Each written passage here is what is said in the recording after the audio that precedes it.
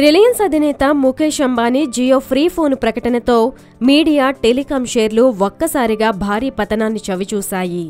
Idea cellular ఏకంగా 6%, Bharti Airtel 3.2%, RCom 1.43%, dish TV 6%, Hathway cable 2% పతనాన్ని నమోదు చేసుకున్నాయి.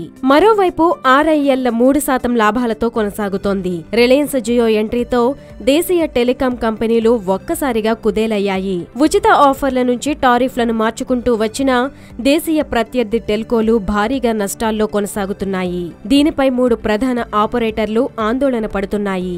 దీనికి తోడు తాజా ప్రకటన ప్రపంచంలోనే అతి చవకైన 4G ఫీచర్ ఫోన్ ప్రకటించడంతో ప్రత్యర్థి కంపెనీలకు మరింత నష్టం చేకూరనుంది. జియో ఫోన్ పూర్తిగా ఉచితంగా ఇస్తుండగా వాయిస్ కాల్స్ ఉచితం. దీంతో పాటు కేవలం 153 రూపీస్కే అన్ని సేవలను ఉచితంగా అందించనున్నట్లు రిలయన్స్ అధినేత ముఖేష్ అంబానీ ప్రకటించారు. దీంతో శుక్రవారం నాటి మార్కెట్లో మీడియా షేర్లు, టెలికాం షేర్లు కిందికి పడిపోయాయి.